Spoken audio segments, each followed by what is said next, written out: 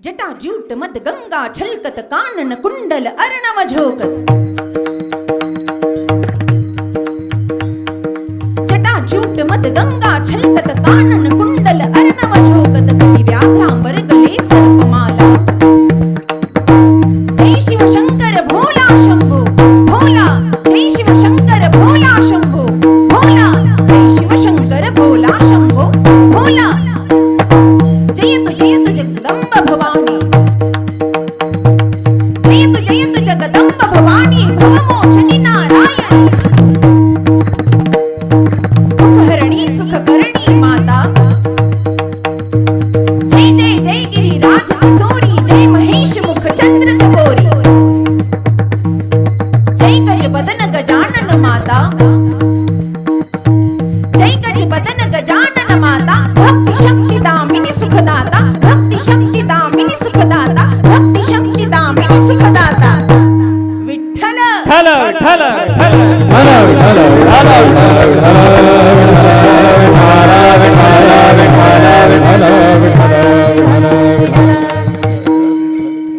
काय सांगू आता संतांचे उपकार। मज निरंतर जागविती काय द्यावे त्यासी भावे उतराई। ठेवी तो हा पायी जीव थोडा। प्रस्तुत प्राप्त प्रसंगी प्राप्त स्थळी। भगवान परमात्माची अगाध सत्ता, सच्चिदानंद घनाची निर्विकल्प समाधी भाषा आणि या समाधी भाषेतून संत माला रत्नांच्या रसेंद्रियावर जी वाग्देवी विराजमान झाली माईबाप, त्या वाग्देवीला स्मरून भारतीय संस्कृतीमध्ये वारकरी संप्रदायामध्ये पंचम वेद निर्माते जगमान्य जगद्वंदनीय जगद्गुरु तुकोबरायांचा संतपर प्रकरणातला 4 चरणाचा अभंग सेवेसाठी निवडला। विठ्ठल विठ्ठल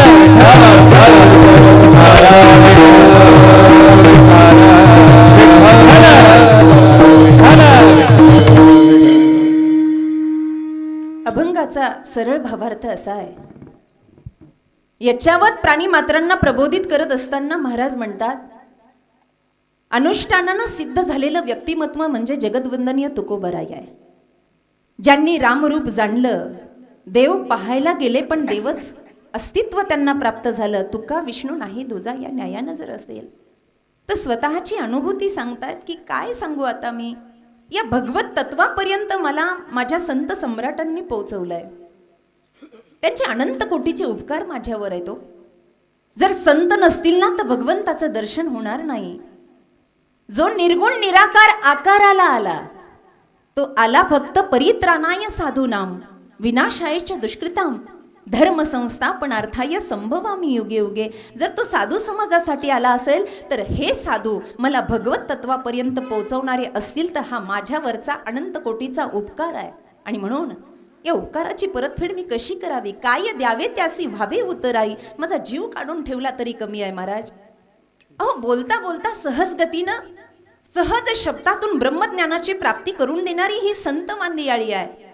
जशी एखादी गाय आपल्या वत्साच्या प्रती प्रेम व्यक्त करते ना, तसं आयुष्यभर हे संत मला सांभाळतात। विठ्ठल विठ्ठल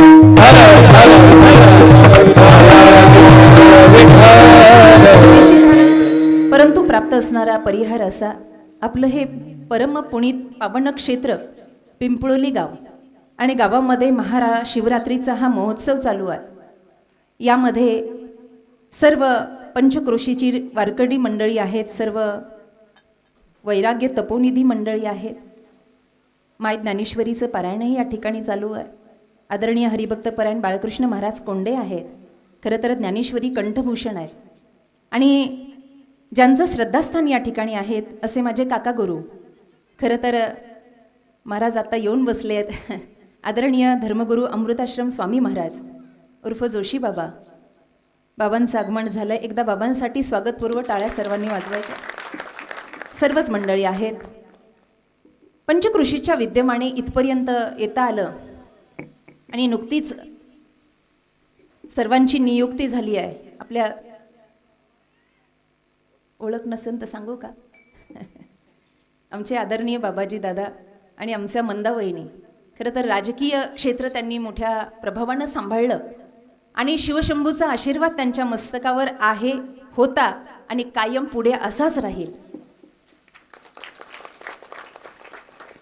वाजवायच्याच असतील तर जरा जोरात वाजायचा, कुचक्या वाजवायच्या. अजिबात मला कुचक्या टाळ्या आवडत नाही, जरा जोरात वाजवायच्या. असं सगळ्यांचं अधिष्ठान या ठिकाणी आहे. वारकऱ्यांचे प्रेषित आहेत. खरं तर ज्यांनी मला निमंत्रण दिलं असा माझा लाडका भाऊ, आपल्या मुळशी मावळचं भूषण आहे. आपल्या आवाजाच्या धारेमध्ये कोकिळेचं स्वरूप जे प्रगट करतात आमचे सोमनाथ दादा या ठिकाणी साठे आहेत. त्यांच्या जोडीला आमचे सागर दादा आहेत. गाण्याचा सागर आहे आणि सोमनाथाच्या जोडीला आहे. विठ्ठलाची कमी होती तो आम्ही घेऊन आलो. आदरणीय बाजीराव भालेराव महाराज, आदरणीय देवकर महाराज आहेत. सर्वच महाराज मंडळी आहेत. विनेकऱ्यासहित सर्वच आहेत. आपण सर्व पितृतुल्य पुरुष मंडळी आहात. आदरणीय मृदंगाचार्य मयूरच ना, आवाज जरा मोठा काढ ना, तुझाच नाही निघला तर त्याचा कसा निघत. मयूरच ना, मयुरेश. बरं, हरिभक्त परायण मयुरेश महाराज आहेत. भक्तिमती सर्व आया बसलेल्या आहेत. सुंदर चित्रीकरण आमच्या दादाचं चालू आहे. माईक सिस्टीम सुद्धा चांगली आहे. त्याला वाटलं काय म्हणते कुणास ठाऊक, चांगली आहे. आणि चुकून मी पळून जाऊ नये म्हणून आल्यापासून मला दाखवता येत नाही, आता अवघड आहे. आपल्या पंचकृषीमध्ये जे हृदयस्पर्शी आहेत, सर्वांचं आदर्श स्थान आहेत असे आदरणीय विद्यमान आमदार साहेब. खरं तर त्यांच्या सुविद्य पत्नी सारिकाताई या ठिकाणी आल्या आणि बसायला वेळ आहे ना, आहे. मुद्दामूनच लवकर आलेले दिसतात. हां, आमच्या निकिताताई रानवडे, त्यांचं संपूर्ण मैत्रिणी आहेत. संपूर्ण भक्तिमती क्षेत्र या ठिकाणी भरलेलं आहे. आमचे आदरणीय महादेव अण्णा भोईर आहेत. सर्वांचा परिचय करता करता 9, 9:15 असे होऊन जातील आणि मला अजून सोपं होईल. यायला उशीर झालाय आणि म्हणून मला आमचे आदरणीय बाबाजी दादा म्हणले, महाराज तुम्ही अर्धा तास उशीर केला म्हणून आज 12 वाजेपर्यंत कीर्तन चालू द्या. चालू द्यायचं. तुमचं चांगलं. वाती गंगा घ्या हात धुवून, मिली तर मरू दे तिला. विठ्ठल विठ्ठल.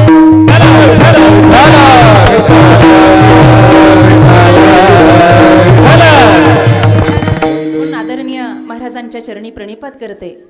खरं तर हा भक्तीचा समारोह फार मोठा आहे. शिवरात्रीचा पर्वकाळ सगळीकडे चालू आहे आणि या पर्वकाळाच्या निमित्तानं अवचित्त साधून आज माझ्यासारख्या अज्ञान बालिकेची आठवण जर आपण गावकऱ्यांनी केली असेल तर आपल्या माहितीपूर्ण गोष्टीसाठी या व्यासपीठावर उभा राहण्याची पात्रता माझी आहे किंवा नाही मला माहिती नाही. या अभंगावर बोलण्या इतपत ज्ञानही माझ्याकडे नाही. पण चला, ब्रह्मलीन परमहंस परिव्रजकाचार्य स्वामी सागरानंद सरस्वती महाराज त्र्यंबकेश्वर आनंद आखाडा यांच्या कृपा आशीर्वादाने प्राप्त व्यासपीठ आणि माझ्यावर असणारी अगाध माझ्या अंबाबाईची कृपा या न्यायानं अंबाबाई बुद्धीमध्ये जसं ज्ञान प्रगट करेल आणि वाणीतून जसं बोलून घेईल तसा जास्तीत जास्त अभंग सोडवण्याचा प्रयत्न करेल. विठ्ठल विठ्ठल.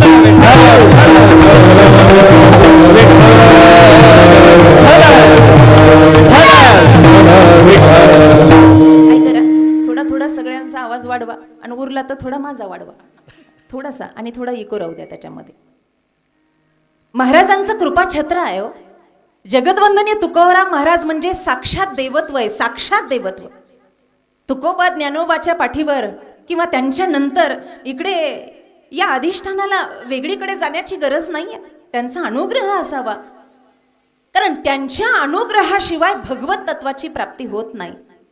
जीवनामध्ये भगवंताची प्राप्ती झाल्याशिवाय मनुष्य देहाचं साफल्य सुद्धा नाही आहे.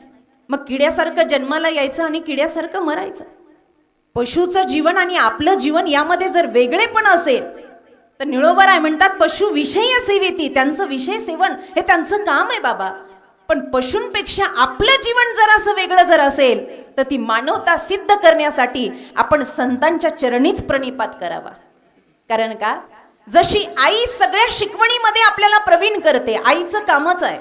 चिखलाचा गोळा आहे घडवणं, जसं कुंभाराचं काम आहे ना, तसं आपल्याला घडवणं, त्या संस्काराचं बीजारोपण करून देणं हे संत सम्राटांचं काम आहे. आणि म्हणून महाराज म्हणतात, या संतांचं अस्तित्व मानव जीवनामध्ये त्यांची संगत असणं फार महत्वाचं आहे. कारण आपल्याला वर्तन कसं करावं, भक्ती कोणत्या प्रकारची करावी, ज्ञान कसं संपादन करावं, हे बघा सगळ्या क्षेत्रातली मान्यवर इथं बसलेली आहे, सगळ्या क्षेत्रातली मान्यवर. पण विचार करता आपल्या मनाचा अट्टहास बाकीच्या क्षेत्रात चालू शकेल पण परमार्थामध्ये भगवंताचा बोध घेत असताना आपल्या मनाचा कारभार चालत नाही. आपल्या मनाला जसं वाटेल तसं करता येत नाही. आणि जरी केलं तर परम साध्याची प्राप्ती होत नाही. विठ्ठल विठ्ठल.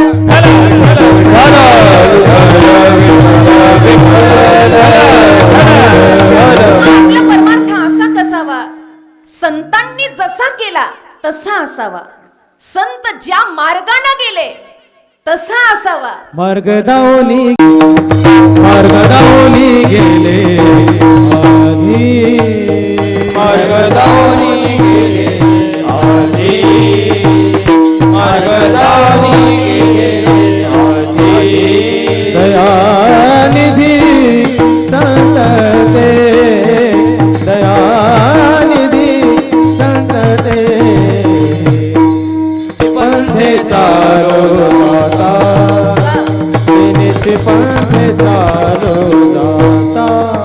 दयानिधी संत ते, दयानिधी संत ते, पंथे चालो जाता,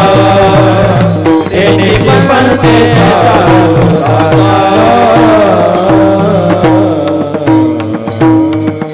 आधी गेले मार्ग दावनी गेले, आधी आधी मार्ग दावनी गेले. ती परंपरा तत्वनिष्ठपणानं आजही आपली संप्रदायाची परंपरा चालू आहे.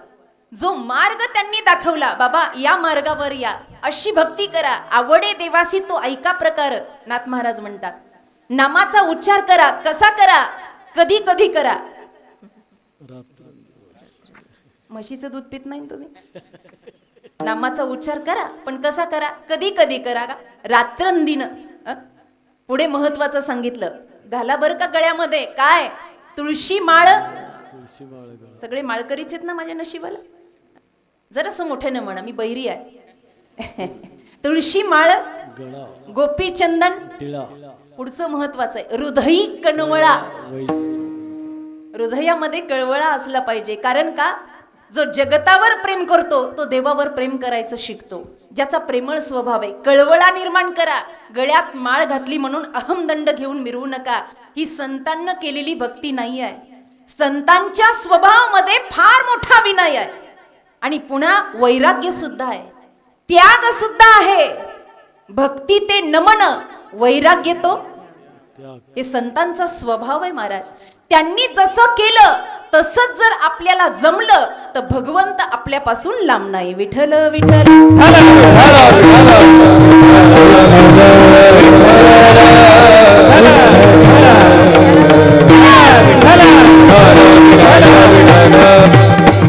किती तत्वनिष्ठपणानं भक्ती केली महाराज. एक क्षण सुद्धा भगवंताचा वियोग त्यांना सहन होत नाही. एक क्षण सुद्धा भगवंतांनी प्रगट होऊन सांगावं.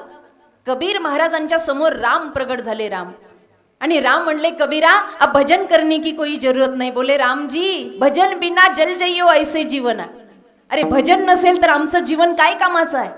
राजा सुना एक प्रजा विना और प्रजा सुनी एक न्याय विना, वैसे भजन बिना जल जइयो ऐसे जीवन. भजन नसेल, ते म्हणले, अहो 13 कोटी रामनामाचा जप झाला. आणि 13 कोटी रामनामाचा जप झाल्यावर भाग्याच्या रेषा परिवर्तित होतात. कबीरा आता मी तुमच्यापासून लांब नाही आहे. कबीर महाराजांचं सोडा, तुकोबरायांच्या बाबतीत असं घडलं. पांडुरंगांना विदाई देताना डोळ्यामध्ये पाणी आलं पाहिजे. पंढरपूरला गेल्यावर, ए देवा कसा कसा अट्टहास करून तुझ्यापर्यंत आलोय, आता येतो बरं का. कशी कष्टाची भाजी भाकरी तुझ्या नैवेद्याला आणली आहे, आता निरोप घेतो बरं का. ए तुका, अरे काय भजन करायची गरज आहे बाबा. अरे तुका विष्णू नाही तुझा. महाराज म्हणले, नाही देवा, कदाचित बाकीच्यांना जमेल, मला जमणार नाही. जसा पाण्याविना मासा राहू जीवना शकतो. वेगळी मासोळी तुका तळमळे, तैसा तुका तळमळे, तैसा तुका तळमळे. जीवना वेगळी मासोळी तैसा तुका तळमळी, तैसा तुका तळमळी, तैसा तुका तळमळी.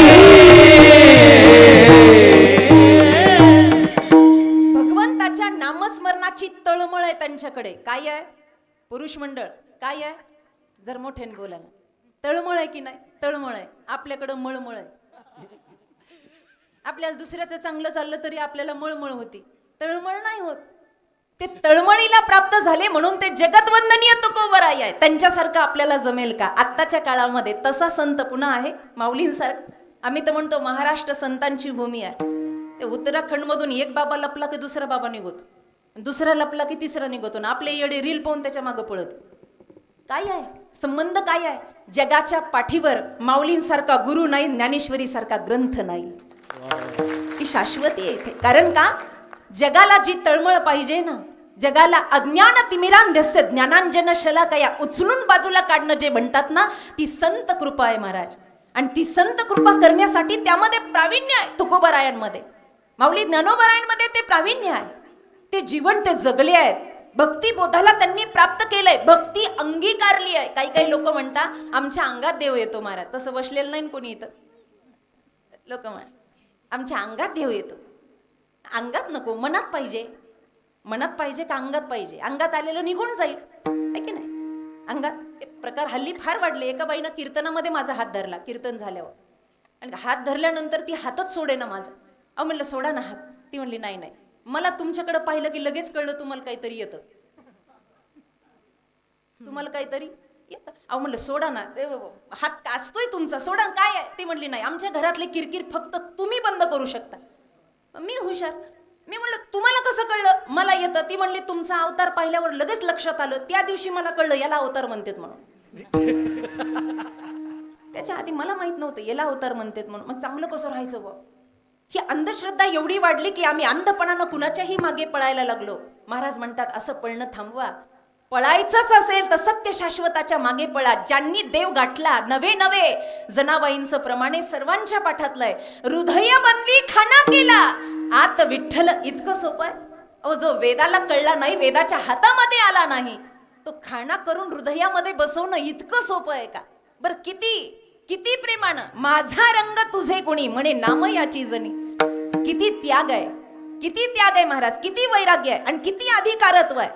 बोलायला लागल्या जनाबाई तर विठोबाला साधं बोलत नाही. हे संत चरित्रच असं आहे. म्हणून गंग नावाच्या कवीनं वर्णन केलं, जगात सगळं मिळेल, जगामध्ये सगळं मिळेल, पण संत, खरे संत लवकर भेटणार नाही. त्यांचं कवित्व आहे. तात मिले पुण्य मात मिले सुत भ्रात मिले जुपती सुखदाई. असं बसल्यापेक्षा टाळ्या वाजलेल्या बऱ्या कधी पण. नाही आता नको, तालावर वाजवा, तालावर. तात मिले पुण्य मात मिले सुत भ्रात मिले जुपती सुखदाई. राज मिले गज वाज मिले सब साज मिले मन वांछित पाई. लोक मिले परे लोक मिले प्रीति लोक मिले वैकुंठ में जाई.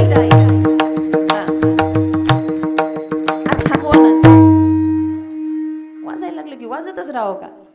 सब सुख मिले लेकिन संत समागम दुर्लभ बाई. या जगाच्या पाठीवर सगळं मिळेल पण संत दरस अरु हरी कथा तुलसी दुर्लभ होय. गोस्वामी तुलसीदासजी म्हणतात खऱ्या संतांचा अनुग्रह होणं ही इतकी सोपी गोष्ट नाहीये. भांडवल ढोंग्यांचं जास्त निघालं, जराशे गोड शब्द बोलले की त्याला कवी म्हणावा, कलाकार म्हणावा, संत म्हणू नाही. संत अनुभवाशिवाय निर्माणच होत नाही महाराज. संत अनुभवाशिवाय, कारण त्यांनी आधी कर्तृत्व केलेलं आहे. आधी केले मग सांगितले. अनुभव आले अंगा ते या जगात तसे, ते या जगात तसे, ते या जगात तसे. अनुभव आले अंगा ते या जगात तसे, ते या जगात तसे, ते या जगात तसे. हरिस्मरणाचा प्रसाद आपण घ्यावा आणि आत्मशांती आपल्याला मिळावी, तेव्हा ती जगाला वाटता येते. आतमध्येच काही नाही, जगाला वाटायचं काय? लक्षपूर्वक आहे का? माझ्याकडे लक्ष. तुम्ही त्या कोपऱ्यात पाहू नका, कोण आलं म्हणून मला पाव वाटतं. मग तिकडे मी फार चंचल आहे, असं सरळ बघा माझ्याकडे. ज्या भांड्याच्या आतमध्ये थंड पाणी आहे ते थंड येईल बाबा. ज्याच्यात उकळतं पाणी भरलं त्याच्याकडून आशा तरी कशी करायची थंडाव्याची. ज्याच्यामध्ये आत्मज्ञान भरलंय, ज्याची स्थितप्रज्ञता आहे, ज्याला सर्व भक्तिभावाचा अनुभव आहे, तो जगाला अनुभवाचा प्रसाद वाटू शकतो, ज्याला की संत म्हणतात. आतमध्ये काही नाही. एका गावामध्ये महाराज आले, मी कालच सांगितलं, आमचे माऊली होते कीर्तनाला. गावामध्ये महाराज आले आणि लोकांची एवढी गर्दी झाली, समाज आंधळा आहे महाराज, पाया पडायला गर्दी झाली. सकाळपासून ते महाराज त्याच ओट्यावर बसून राहायचे. लोक म्हणायचे महाराज सिद्ध आहे, महाराज सिद्ध आहे. बरं, ते लोक दर्शनाला आलं की याने एकच वाक्य म्हणायचं, अंदर की गंगा में गोता लगाव. त्यांना म्हणायचं अंदर की गंगा में. हिंदी कळतीन तुम्हाला? कळते? असं बाण कोरल्यावानी राग राग बघताय माझ्याकडे. अंदर की गंगा में गोता लगाव, अंदर की गंगा में गोता लगाव. तर अख्खं गाव येडं झालं महाराज. लोक काय म्हणले, महाराज महाराजाला एक क्षण सुद्धा वेळ नाही. तर गावामध्ये एक बाई होती, वारकऱ्यांची कन्या, हरिपाठ पाठ, संकीर्तन पाठ, भजन बिजन सगळं काही. तिनं निरखून पाहिलं 2-3 दिवस जाऊन. नवरा नोकरीला, सकाळपासून संध्याकाळपर्यंत रांगा आहेत. तिच्या घरासमोर सगळं हे असताना तिच्या लक्षात आलं, हे महाराज आंघोळ सुद्धा करत नाही म्हणे. आंघोळीला गेलं तर थोडीशी दक्षिणा कमी पडेल ना बाबा. ते आंघोळ सुद्धा करत नाही, भोजनाला सुद्धा तिथेच जागेवर बसून खातं. काय करावं म्हणे याला. तिनं नवऱ्याला बोलवलं. ती म्हणली, का हे एवढे विद्वान महाराज आले आपल्या घरी, चहा पाण्याला तरी आणा. त्याला एवढं बरं वाटलं, कारण ही मनातून मानत नव्हती. ते म्हणले, आणायचं चहा पाण्याला? हो म्हणे. महाराजांना काय आवडतं ते विचारा. त्यालाही काय बुद्धी सुचली काय माहिती, हे तिथे विचारायला गेले. बोले, महाराज जी हमारे घर आते हो? बोले, आएंगे ना बेटा. तो बोले, क्या खाएंगे? बोले, गर्मा गर्म पकोड़े खाएंगे. गर्मा गर्म पकोडे खाएंगे बोले, हमारे तो बहुत पसंद के. तिला कळालं गरमा गरम पकोडे. आता आखाड्यामध्ये आमच्या पकोडेच असतात आणि त्यांना हसायला आलं, ते साहजिक आहे. ते गरमा गरम पकोडे खाएंगे, ठीक आहे बोले. आता त्यानं नवऱ्यानं घरी येऊन तिला सांगितलं, अगं म्हणते म्हणे गरम गरम भजी खायची. ती म्हणली, मग येत नाही काय मला भजी म्हणे. बोलवा म्हणे महाराजाला. महाराजांना बोलवलं. खाली ते राहायचे, वरती रूम मोकळ्या होत्या. तिनं महाराजांना वरती बसवलं, चहा पाणी दिलं. बसा म्हणे, असे गरम गरम करून आणते म्हणे तुम्हाला. बेसन पीठ घेतलं थाळीमध्ये, बेसन पीठ, ती भजी बनवण्यासाठी. आणि अख्खी मिरचीची, लाल मिरचीची, झणझणीत मिरचीची अख्खी पुडी त्या बेसन पिठामध्ये कालवली. तेवढंच असतं ना, बाकीचं काय असतं? असतं का पुरुष? कधी भजी केले तुम्ही घरी? नाही केले असले तर इथं नका सांगू, तुमच्याजवळ कधी कधी करतं ना बायको रुसल्यावर माणूस, भजी गरम गरम बनवतो. तर ते अख्खी मिरचीची पुडी ओतली त्याच्यामध्ये, ते लाल बुंद कलर आला त्याचा. आणि ती भजी सोडल्याबरोबर लाल बुंद झाली, अशी पांढऱ्या डिश मध्ये ओतली आणि ती भजी घेऊन ती वरती गेली. नवरा दूध आणायला गेला, दूध, मसाला दूध, भजी वगैरे असं संगोपन काय समीकरण आहे. ते भजी ठेवली आणि ते भुकेच्या आगेनं 7-8 भजी एका मागून एक तोंडामध्ये टाकली. बरं, ही एवढी आगाऊ बाई भजी ठेवली, बाहेर आली, दार घेतलं लावून बाहेरून आणि आली खाली निघून तिच्या कामामध्ये व्यस्त. आता त्यांना ती 7-8 भजी एकदम पटपट खाल्ल्यामुळे एवढी अंगार सुटली आणि ती मध्येच बसल्या बसल्या आरडायला लागलं, अरे कोई है पाणी पिलाने वाला, अरे कोई मुझे पाणी पिलाओ. नवरा आला, म्हणली येडी आहे का काय म्हटली, त्यांना पाणी द्यायचं. ती म्हणली, नाही, त्यांच्या आतमध्ये गंगा आहे.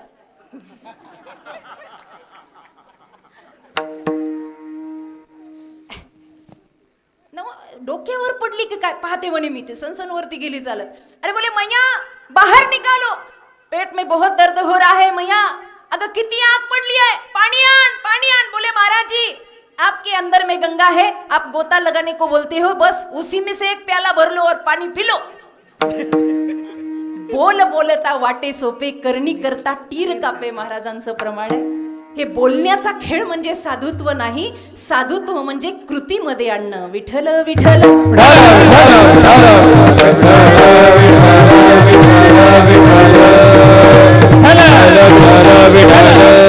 आणि म्हणून महाराजांनी सांगितलं, संतत्वाशिवाय देवत्व नाही. गुरु गोविंद दो खडे, किसको लागू पाव, बलिहारी वो गुरु की जो गोविंदी वो बताओ. एका दारामध्ये गुरु उभे आहेत, एका दारामध्ये देव उभे आहेत. पहिल्यात प्रणिपात तद्विती प्रणिपातेन परी प्रश्नेन सेवया उपदेक्षन्ति ते ज्ञानम ज्ञानिना तत्वदर्शिना. सद्गुरूंच्या चरणावर लोळावं. सद्गुरु मेरा सुरमा, करे शब्द की चोट, मारे गोला प्रेम का, हरे भरम की कोट. हा गुरु आहे, हा सद्गुरु आहे, हा संत आहे. यांनी ते भगवंत तत्व दाखवलंय ना, म्हणून ज्यांनी रस्ता दाखवला त्यांना पहिला प्रणिपात आहे. कारण हे साधे नाही आहे, यांचा संपूर्ण जगतावर, ब्रह्मांडावर उपकार आहे. आले घरज्या वैकुंठी, येथे उपकारासाठी, फक्त ते उपकार करण्यासाठी आलो याची कारणासी. हे जे घरज्या वैकुंठी कशासाठी आले? आपल्यावर उपकार. म्हणून कसे उपकार आहेत? जीवावर संतांचा उपकार आहे, वेदावर संतांचा उपकार आहे, देवावर संतांचा उपकार आहे आणि शास्त्रावर सुद्धा संतांचा उपकार आहे. तुम्ही म्हणतात महाराज हे गणित काय आम्हाला पटलं नाही. जीवावर संतांचा उपकार आहे. हो, जीवावर 3 प्रकारचं ऋण आहे. देवाचं ऋण, संतांचं ऋण आणि आई वडिलांचं ऋण. याच्यातून सहजासहजी मुक्त होता येत नाही. भजन केलं की संत त्या ऋणातून मुक्त झाल्याला एक रस्ता मिळतो. आई वडिलांच्या ऋणातून हे पिंड, अण्णाचं पिंड बनतं, पण हे पिंड भगवत भजनामध्ये आलं, ऋणातून मुक्तता आहे. देशसेवेमध्ये आलं, ऋणातून मुक्तता आहे. भगवंताचंही असंच आहे. जीवावर उपकार केले. काय केलं? जीवाला भगवत भजनाचा रस्ता दाखवला. कसा दाखवला? संसाराच्या नावे घालोनिया. प्रमाण फार सुंदर आहे महाराज. संसाराच्या नावे घालोनिया शून्य, संसाराच्या नावे घालोनिया शून्य, संसाराच्या नावे घालोनिया शून्य, संसाराच्या नावे घालोनिया शून्य. वाढत पुण्य धर्म केला, वाढत पुण्य धर्म केला, हरी भजनी हे खवळीले जाग, हरी भजनी हे खवळीले जाग.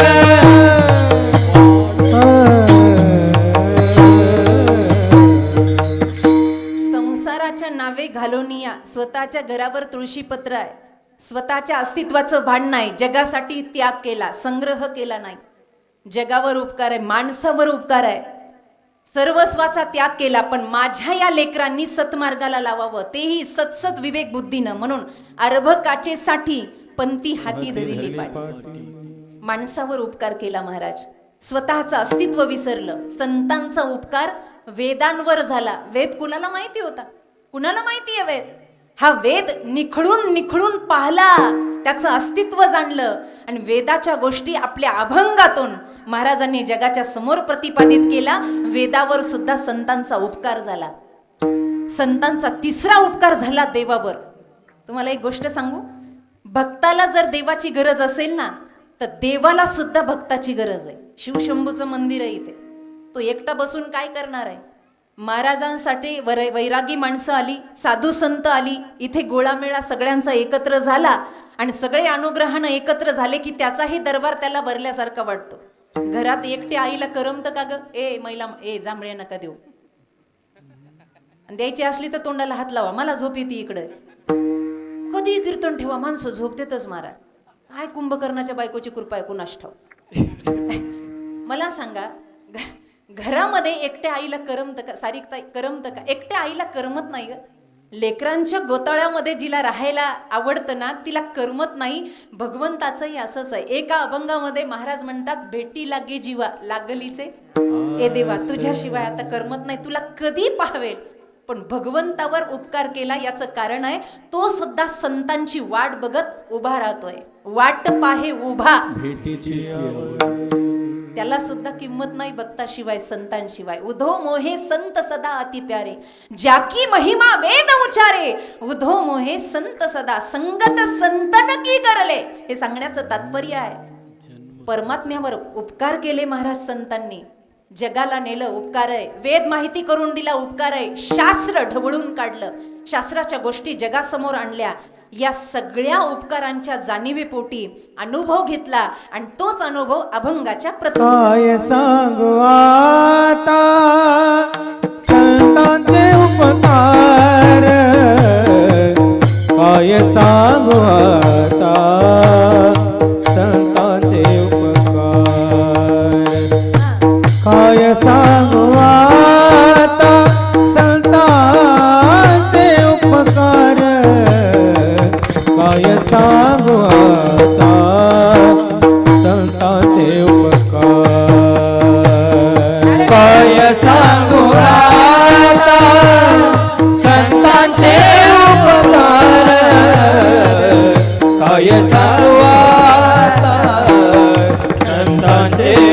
उपकार काय सांगू आता संतांचे उपकार काय सांगू आता संतांचे उपकार काय सांगू आता संतांचे उपकार काय सांगू आता संतांचे उपकार काय सांगू आता संतांचे उपकार काय सांगू आता संतांचे उपकार काय सांगू आता संतांचे उपकार काय सांगू आता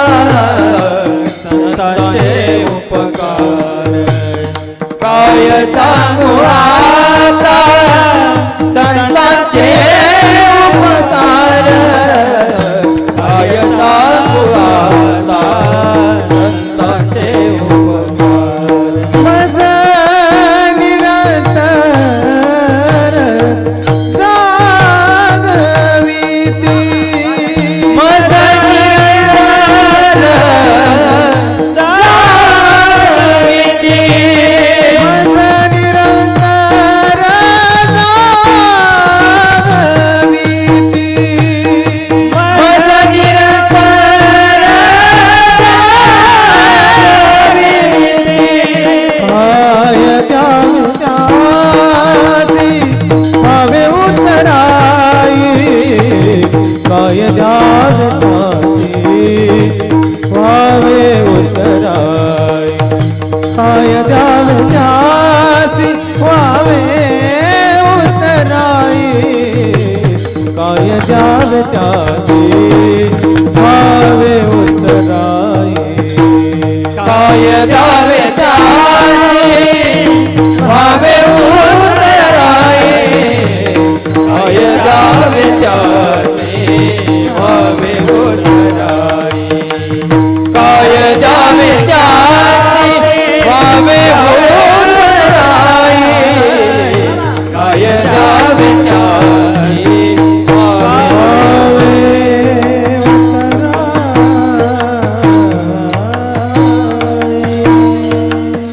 किती किती बोलावं संतांबद्दल. मराठी भाषा कौतुकास्पद आहे. काही व्यक्तिमत्व असे आहे की त्यांच्याबद्दल काय बोलावं, काही असे आहेत की त्यांच्याबद्दल काय काय बोलावं, आणि काही असे आहेत की त्यांच्याबद्दल काहीच बोलू नये. एखादा फार अवखळ असतो. मी काही काही ठिकाणी गेल्यानंतर वातावरण पाहते ना कार्यक्रमाच्या वेळेला, तर यादी असते, यादी. हे असं केलं त्यांनी, तसं केलं, हे अशी त्यांची बांधिलकी, असं हे सगळं वाचता वाचता काही कीर्तनाची वेळ व्हायला येते आणि त्यांना वाटतं महाराजांनी हे सगळं पाठ करून सांगावंच. हे सांगत असताना असं वाटतं काय बोलावं यांच्यावर. मग याच्यासाठी फक्त एकच शब्द आहे, हे व्यक्तिमत्व एवढं मोठं आहे की आमच्याजवळ बोलायसाठी शब्दच नाही. तुम्हाला कळलं तर नशीब माझं. काय बोलावं, काय काय बोलावं. काही व्यक्तिमत्व काहीच बोलू नाही. संतांचे उपकार एवढे मोठे आहेत, काय बोलावं महाराज. या जगतामध्ये अंधकारात जगत असताना माणसाच्या पोटी एक भीती निर्माण झाली आहे, माझं कसं होईल, माझं कसं होईल. या भीतीतून सुखाचा एक किरण, सुखाची एक किरण निर्माण करून देणारं संतत्व आहे. साधारण भीती नाही आहे महाराज. समजा एक माझ्याकडे लक्ष द्या, इकडे बघा तुम्ही. एखादा व्यक्ती झोपला, समजा तुम्ही झोपले बुवा, गाढ झोप लागली, गाढ. आणि झोप लागल्यानंतर वाघ आला, वाघ. बिबट्या येतो का तुमच्याकडे? कालच आम्हाला दिसला कीर्तनाहून जाताना. बिबट्या येतो? नाही येत. माना जरा जोरात हलवत जा. बिबट्या येतो. वाघ आला त्याच्या स्वप्नात, वाघ. आणि वाघ आल्याबरोबर ते इतकं घाबरलं का मोठ्या मोठ्यानं माऊली आरडाओरडा करायला लागलं, वाचवा वाचवा, अरे माझं काही खरं नाही, अरे वाचवा रे. चपात्या करत होती बायको घरात किचन मध्ये, लाटणंच घेऊन आली. लाटणं घेऊन आल्याबरोबर याच्या समोर उभा राहिली. हो म्हणले, काय झालं, असं काय येण्यासारखं करता, उठा म्हणे, उठा. आणि तिनं त्याला भानावर आला तो, आणि तिला जसं पाहिलं आणि तिच्या हातातनं लाटणं पाहिल्यावर तो म्हणला, हा तू आहे म्हणल्यावर वाघ येऊ शकत नाही. बायको आल्यावर वाघ येऊ शकतो का? खुशाल नाही म्हणता तुम्ही. विठ्ठल विठ्ठल विठ्ठल. स्वप्नातून भांबावलं काळीज करतं. अनादिकालाची झोप लागली आहे महाराज, अनादिकालाची. मज निरंतर जागविती. झोपणं वेगळं आणि झोपेचं सोंग घेणं वेगळं. काही जरी असलं तर संतांच्या समोर ते टिकत नाही, कारण संतांचं आचरण हे शुद्ध आचरण आहे. शुद्ध बीजापोटी जे आहे ना ते संतांचं अस्तित्व आहे. तिथं फार उणे देणे नाही आहे, जगाशी काही घेणं देणं नाही. मुझे वेद पुराण कुराण असे क्या, असे संत नशिबानं भेटावे. संतांची भक्तमाला रत्न नावाचा एक ग्रंथ आहे महाराज. वेगवेगळ्या संतांच्या कथा आहेत. एकदा एका ब्राह्मणाला पर्व काळाला स्नानाला जायचं होतं म्हणे, आणि स्नानाला जात असताना घाईघाईनं निघाला आणि त्याची चप्पल तुटली. आता चप्पल तुटल्यानंतर ती पायातली वाहन तुटल्यावर ती शिवून घ्यावी. त्याच्या मनात आला हा अपशकुन आहे की काय, पटकन शिवून घ्यावी. म्हणून तो त्या बस स्टॉपवर जिथं ती जागा असते चांभारांची बसायची. एक गोष्ट लक्षात ठेवा, जाती न पूछिए संत की पूछ लीजिए ज्ञान. संतांना जात नसतं. त्यांना त्या आयरणीवर जे असेल त्याचा ती वस्तू चमड्यानं शिवायचा, त्याच्यावर ते जोडा शिवला आणि सांगितलं हे पटकन कर. अरे तुमच्यासारखी लोक वेळ लावतात म्हणून आमच्यासारख्यांना उशीर होतो. अरे पटकन उरक. त्यानं ज्याला चप्पल शिवायला लावली ते काही साधं व्यक्तिमत्व नव्हतं. मीराबाई ज्यांच्या सत्संगात जाऊन बसायच्या, असे रोहिदास महाराजांचं व्यक्तिमत्व. साक्षात रोहिदास महाराज होते महाराज. आणि त्यानं तो जोडा ठेवला आणि म्हणलं हे शिव पटकन म्हणलं. त्यानंतर शिवता शिवता विचारलं म्हणे काका कुठे निघालात? अरे म्हणे आज पर्व काळ आहे म्हणे, गंगेची ओटी भरायची, स्नानाला जायचंय, पटकन उरक म्हणे. ते जोडा शिवून दिला. जुन्या लोकांची नाणं ठेवण्याची जागा होती, धोत्रामध्ये गाठ बांधायची. रोहिदास महाराजांनी तो जोडा शिवल्यानंतर ती गाठ सोडली आणि ते नाणं काढलं. आणि नाणं काढलं आणि त्याच्या हातामध्ये दिलं आणि सांगितलं काका माझं काही तुमच्यासारखं भाग्य नाही की गंगेची ओटी भरेल आणि गंगेचं स्नान करेल. किती पवित्र आहे संतांचं महाराज, मन किती शुद्ध आहे. त्यांनी सांगितलं असं करा, हे नाणं आहे ना माझ्या कष्टाचं आहे, हे नाणं तुम्ही गंगामाईच्या ओटीमध्ये टाका, विसर्जित करा आणि माझ्याद्वारे नमस्कार सांगा, वंदन सांगा. गंगेच यमुनेच व गोदावरी सरस्वती नर्मदा सिंधू कावेरी जलस्मिन सन्निधी करू म्हणा काका म्हणा. घाईघाईनं ब्राह्मणानं ते नाणं घेतलं आणि ब्राह्मण गंगेच्या तीरावर घेतलं. ते वाहन वगैरे सोडलं, पायातल्या सचेल स्नान केलं, अपवित्र पवित्र सगळं झालं. संध्या झाली, गंगार्पण करायचंय, ओटी भरायची आहे. ओटी भरली आणि मग लक्षात आलं की त्या सांभाराचं नाणं मी सुरुवातीला सांगितलंय मला अपवादानं जातीचं नाव घ्यावं, त्याचं मी नाणं टाकलं नाही. ते नाणं काढलं महाराज, त्यांनी सुद्धा गाठ बांधून टाकली होती. ते नाणं काढलं. एवढ्या तासाभराची पूजा झाली, प्रतिक्रिया गंगामाईची काहीच नव्हती. पण जसं नाणं त्या चांभाराचं नाव घेऊन, महाराजांचं नाव घेऊन जसं अर्पण केलं, गंगामाईचं प्रागट्य झालं महाराज. साक्षात गंगामाय प्रगटली, साक्षात गंगामाय प्रगटली. आणि गंगामाय प्रगटल्यानंतर याच्या डोळ्याला आसवांच्या धारा लागल्या. तो म्हणला आई प्रत्येक पर्व काळाला मी तुझी ओटी भरतो, कधी ग तू प्रगट झाली नाही आणि एक काय नाणं तुझ्या ओटीमध्ये टाकलं. गंगाबाईनं जे समीकरण सांगितलं ते ऐकण्यासारखं, नीट ऐका. ती म्हणली ब्राह्मणा माझी ओटी भरताना टाकलेला पैसा सुद्धा इमानदारीचा आणि घामाचा असा लागतो, त्यावेळेला मी प्रगट होतो. इमानदारीचा पैसा आहे. गंगामाई प्रगट झाली महाराज. आणि जशी प्रगट झाली एवढी खुश, एवढी प्रसन्न, गंगामाईनं आपल्या हातातलं कंगण काढलं, सोन्याचं कंगण काढलं आणि त्या ब्राह्मणाला सांगितलं ज्यानं हे नाणं तुला दिलं ना त्या रोहिदासाला नेऊन हे कंगण दे. आता हे विचित्र बुद्धी चालल्यानंतर यानं विचार केला त्याला राहायलाच घर नाही तर हे कंगण कुठं ठेवील. काही काही लोक फार विचित्र असतात, मनाचे शहाणे, पाय पवित्र डोकं विचित्र, कुठं वापरतीन सांगता येत नाही. विठ्ठल विठ्ठल विठ्ठल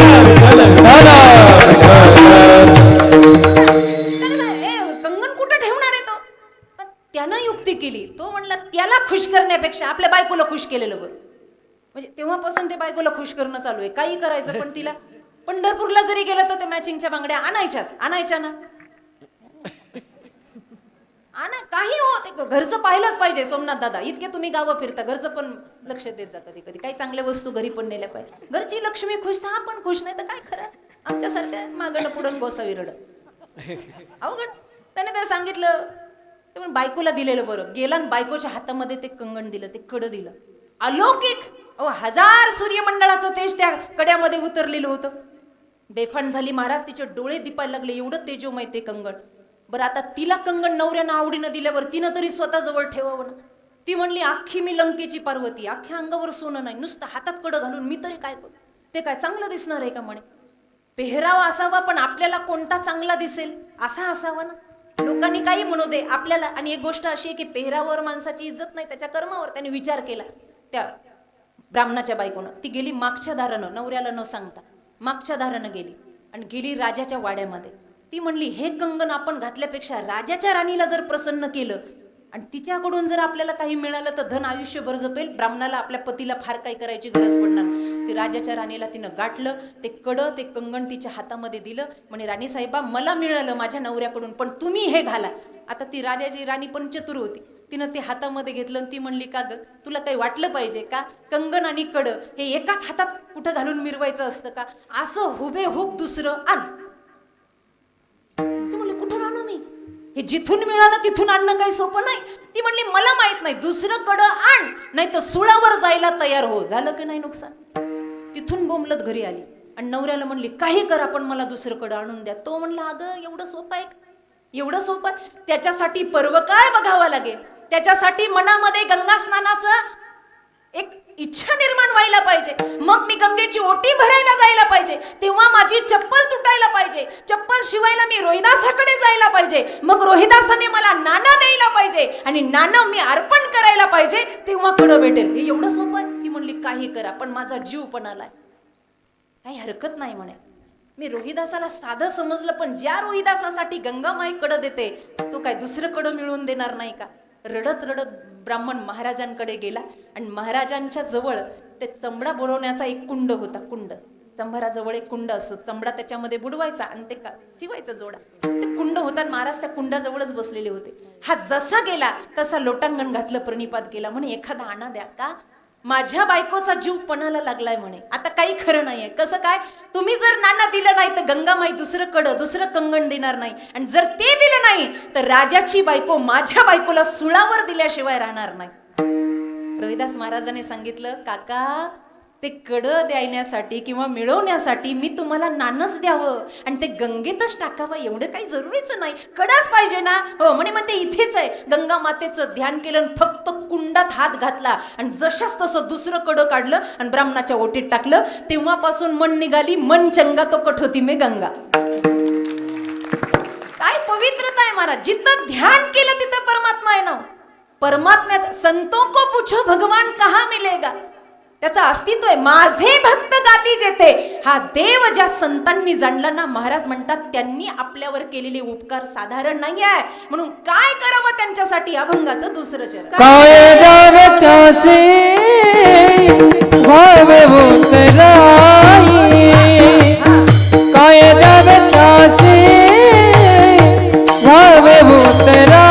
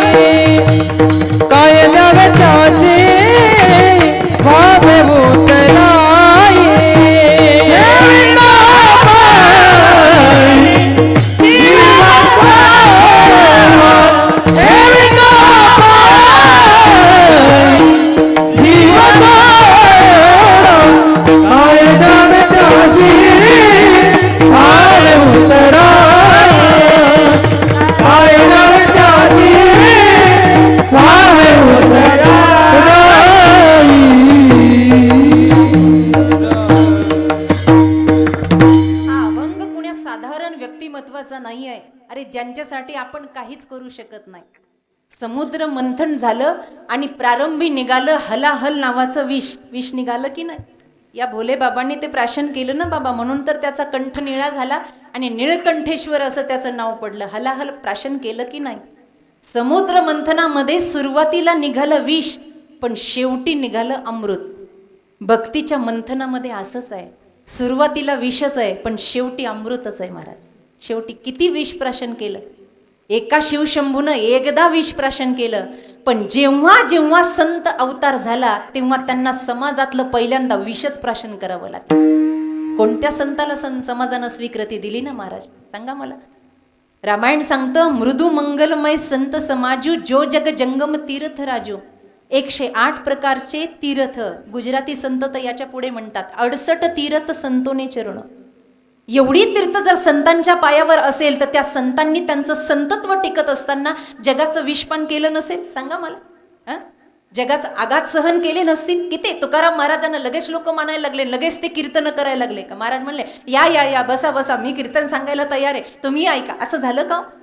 किती किती मोठा त्याग करावा. चोखोबारायांना मंदिराची पायरी नाही चढून दिलं. नाथ महाराज एवढा श्रीमंत संत, पण परीक्षा झाली. कानोपात्रा नको देवराया अंत आता पाहू, प्राण हा सर्वदा जावो पाय.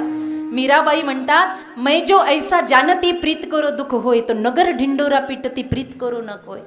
अरे हा समाज एवढ्या यातना देतो हे जर प्रारंभी माहीत असतं. पण एक गोष्ट लक्षात ठेवा, परमार्थाची सुरुवात जरी विषानं होत असेल, परमार्थाची सुरुवात जरी गोडानं होत असेल, आपल्याकडे एक कोटी आहे, संसाराची सुरुवात गोड होते. संसाराची सुरुवात, संसाराची नवरदेव बुटासहित मारुतीच्या मंदिरात जातो, तसा बुटानीच मारुतीने हाणलं पाहिजे. संसाराची सुरुवात किती गोड आहे. गोड आहे की नाही सुरुवात? संसाराची सुरुवात. इमानदारीनं वरती हात करा बरं, कोणाकोणाचे लग्न झालेत? अरे कुणाकुणाचे लग्न झालेत? स्वामीजी सगळे कुंभमेळा इथं नशिबाला आला. वा, मला माहित असतं तर भगव्या साड्या घेऊन आले असते, खूप आहेत माझ्याकडे. एकाचंही लग्न झाले, आता या वयात कशी लग्न व्हायची? विठ्ठल विठ्ठल विठ्ठल.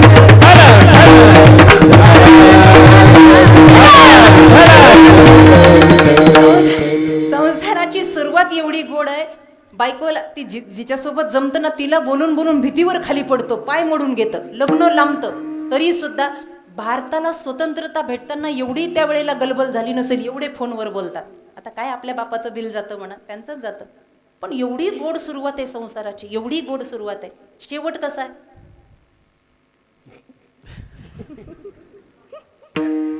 बाबांनी फक्त मान हरवली.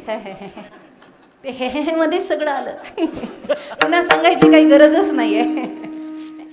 समजून घ्या म्हणले महाराज. दारातलं कुत्रं आपल्याला विचारेना. आपल्याला समजा भेंडीची भाजी आवडत असेल, पुरुष मंडळी तुम्हाला समजा भेंडीची भाजी आवडते आणि तुम्ही बायकोला म्हणलात काय ग भाजीला काय आहे? ती म्हणली बटाटा आहे आणि भेंडी आहे. तिला बटाटा आवडतं आणि तुम्हाला भेंडी आवडते. खरं मनातून सांगा, घरात कोणती भाजी होईल? काहीच चलत नाही तुमचं घरात, अजिबातच नाही. मग ते घाटावर जाऊन बसलेलं बरं. विठ्ठल विठ्ठल इतकी गोड आहे, इतकी गोड आहे संसाराची सुरुवात. असं वाटतं हा संसार काय गोडी गुलाबीनं चालला. पण या संसाराचा शेवट मात्र वाईट आहे. जर तो वाईट नसता तर विषयाचे समसुख, बेगडाची बाहुली, अभ्राची सावली जाईल, कौनाचे माईबा एसाते आलिया ओळंगा सारंग धरू. नाही तरी संसार जोवरी चाले धंदा तोवरी बहीण. अरे इथं काही नाही, हा खोट्या नाट्याचा प्रभाव आहे. परमार्थाची सुरुवात कडवट आहे. विष आहे महाराज, समुद्र मंथनाप्रमाणे हलाहल विष आहे, पण शेवट मात्र अमृतासारखा गोड आहे. कारण का? अमृताहुनी गोड नाम तुझे. ते नाम संकीर्तन यात्रा त्या संतांच्या हृदयात बसलेली असते. आणि म्हणून परा, पश्यंती, मध्यमा आणि वैखरी या चारही वाण्या त्यांच्या सिद्ध झालेल्या असतात. म्हणूनच महाराज अभंगाच्या 3ऱ्या चरणात वर्णन करत सहज बोलणे, सहज बोलणे हिता उपदेश, सहज बोलणे हिता उपदेश, सहज बोलणे, सहज बोलणे हिता उपदेश, सहज बोलणे हिता उपदेश. सहज बोलणे, सहज बोलणे हित उपदेश, सहज बोलणे हित उपदेश, सहज बोलणे,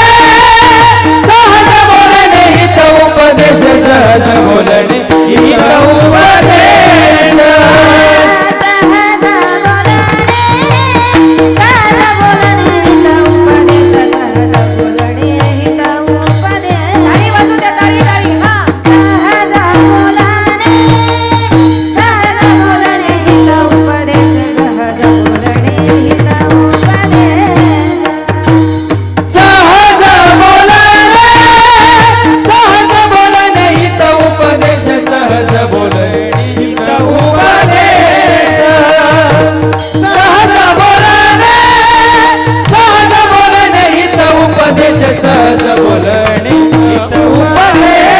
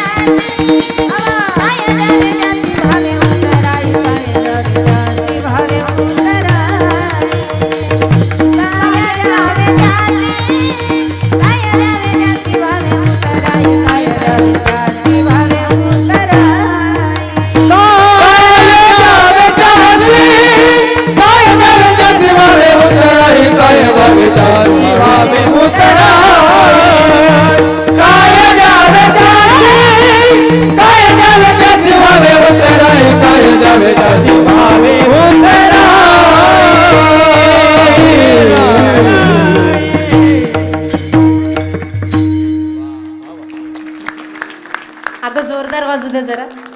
वा. त्यांचे त्यांचे मिस्टर पण आहेत ना वाटतं इकडे. वा.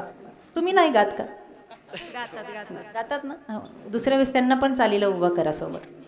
जोड परमार्थात जुळली पाहिजे ना बाबा. संसारात तर जुळते, तेच आपण ऐकतोय. कर्तृत्व सिद्ध झाले ना संत. परापश्यंती मध्यमा आणि वैखरी सिद्ध झाली. आणि म्हणून सहज जरी जगाला प्रबोध करण्यासाठी तोंडातून वाचा निघाली असेल, बोलले असतील ना.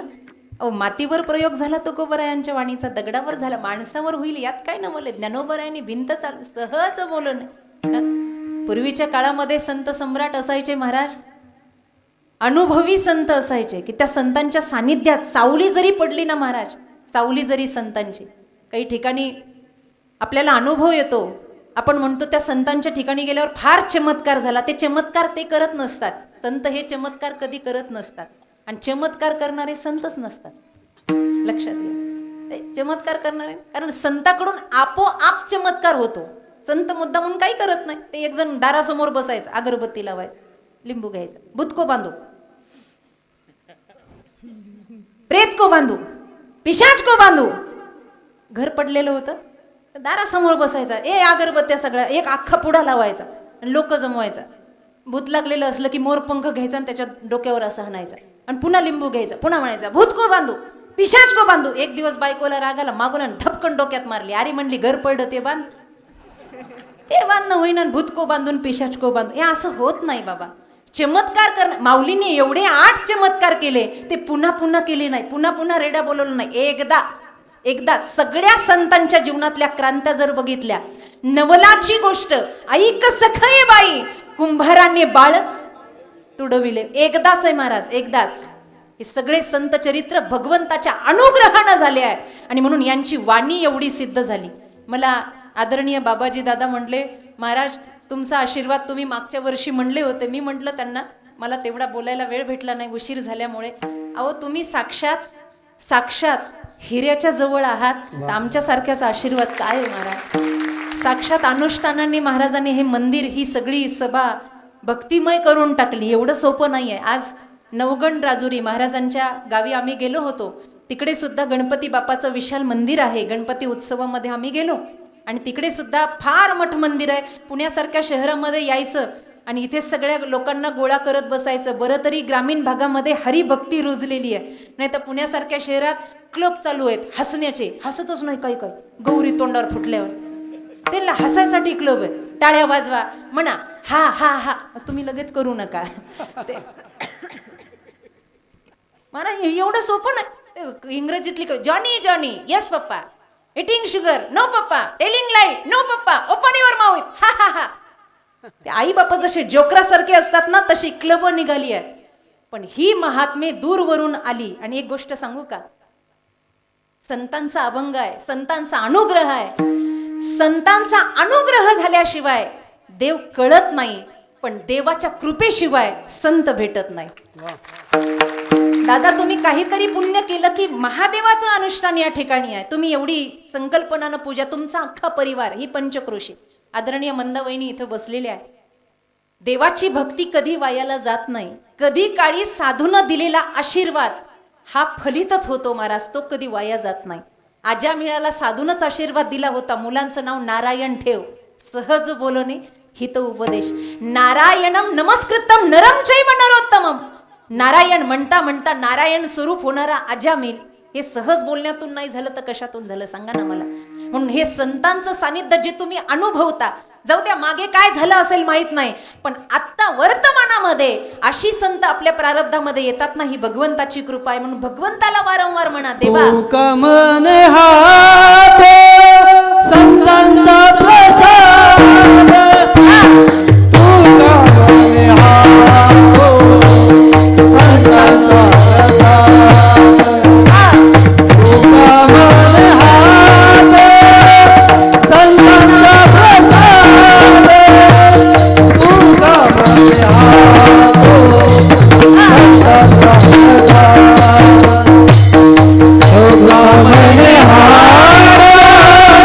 संतांचा प्रसाद.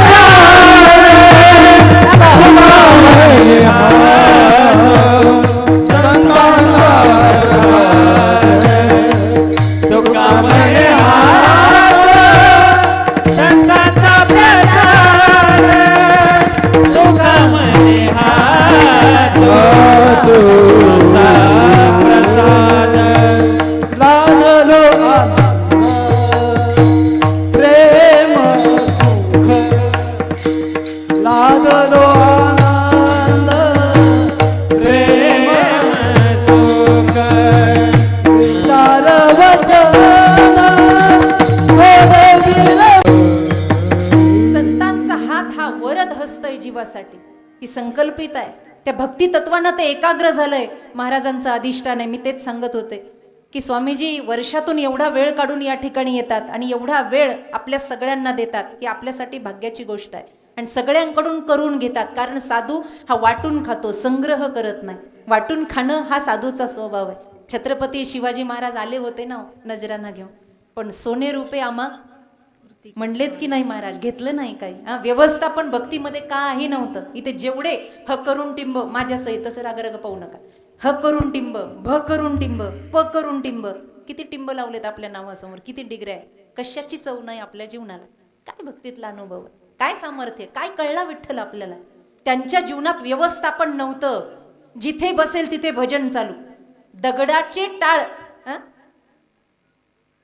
टाळगाव चिखलीला प्रमाणे की नाही, दगडाचे टाळ. मौन का धरिले तुम्ही सांगा पांडुरंग. दगडाच्या टाळामधून गाईले अभंग, हे मला सांगायचं होतं. तरी सुद्धा आनंद एवढा होता. आम्हाला कीर्तन म्हणलं की दादा माईक सिस्टीम चांगली ठेवा. व्यवस्थापन, व्यवस्थापन आहे. मध्ये मध्ये खायला गुळ द्या, चहा पाणी करा, आलं की आमचं स्वागत करा. आता बऱ्याच ठिकाणी ते नवीनच निघालंय, फुलाच्या माळाच अंगावर टाकते ते, फुलाच्या पाकळ्या. हा विचित्रपणा आहे. फुलं हे देवासाठी असतात आणि आपण जर स्वतःला संत म्हणून घेत असाल तर ते संत म्हणून घेणंच एक प्रकारचं पाखंड आहे. हे झालं नाही पाहिजे. ते ज्यांच्या पायावर व्हायचं ना, काहींची आमच्यासारख्याची तेवढी पात्रताही नाही तेवढं स्वागत करावं, तेवढ्या पाकळ्या व्हाव्या. ज्यांच्यासाठी झालंय त्यांच्यासाठी पाकळ्यासारखं आपलं जीवन समर्पित व्हावं, तेव्हा ते जीवन धन्य होत असतं. कारण का, त्यांच्या एका शब्दानं, एका अभंगानं, सहज बोलणे. तुम्ही म्हणता महाराज तुकाराम महाराज आता नाहीये, अभंग आहे ना. रामाचा सेतू राहिला नाही पण तुकोबांचा सेतू आहे की नाही. उसका सेतू तो भंग या लेकिन तुका का सेतू अभंग आता आहे की नाही. एखादा तरी अभंग अनुभवाला यावा की नाही. आमचे स्वामीजी म्हणायचे ओव्या पाठ असण्यापेक्षा ओवी अनुभवामध्ये यावी. एक तरी ओवी अनुभवावी. माऊलींचं प्रमाण, नामदेवरायांचं प्रमाण, अनुभवात यावी. जीवन ओवी व्हावं, अभंग व्हावं, जीवन जीवन मंदिर व्हावं. देवळामध्ये दर्शनासाठी जाण्याची गरज पडू नये. एका सुभाषितकारानं सांगितलं, रुद्राक्षाच्या नकोत माळा, नको त्रिकाळी स्नान, भुकेला भक्तीचा भगवान. बस त्याला जे लागतं ते तुम्ही प्रगट करून द्या. आणि संतांनी ते केलं म्हणून काय द्यावे त्यासी, व्हावे उतराई, ठेवी तो हा पायी जीव थोडा विठोबा थे न मैं उनसे दूर था. बस आता न था नजर तो नजर का कसूर था. तुझा आहे तो ब्रह्म आपल्या जे पिंडीतले ब्रह्मांडी आहे महाराज. पण तो कळण्यासाठी संत सानिध्यात अनुष्ठानानं बसावं लागेल. स्वत्रिय ब्रह्मनिष्ठ गुरूंच्या सानिध्यात बसावं लागेल. त्यांनी जो भक्ती मार्ग सांगितला तो अवलंबावा लागेल. कारण त्यांना आपली काळजी आहे. बुडते हे जन न देखवे डोळा, येतो कळवळा म्हणून या.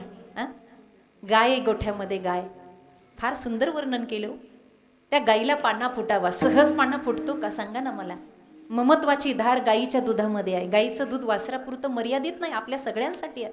पण त्या गाईला पाना तान्ह्याचे झटे भेटल्याशिवाय तिला पानं फुटत नाही. पण काही काही आगाऊ माणसं, फार विचित्र प्रकार आहे हो. तिची किती परीक्षा पाहिली जाते. त्या गायीची, गाय ही आपली माय, रोज परीक्षा पाहते. तिची धार काढण्यासाठी त्या वासराला सोडल्या जाते.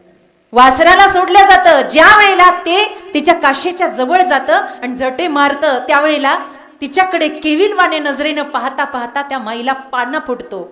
पण आपला आगाऊपणा, फुटलेला पाना आपल्याला मिळावा याच्यासाठी आपण ओढत ओढत तिचंच लेकरू तिच्यापासून दूर करतो आणि आपल्या स्वार्थासाठी आपण दुधाची धार काढतो. महाराज म्हणतात, ती केविलवाण्या नजरेनं जशी आपल्या त्या पाखराकडे, आपल्या पिलाकडे, आपल्या वासराकडे जशी पाहत असते ना, तसंच संत आपल्याला सांभाळतात. अभंगाचं शेवट. कम्हाने वाच धेनु वेशाची ते.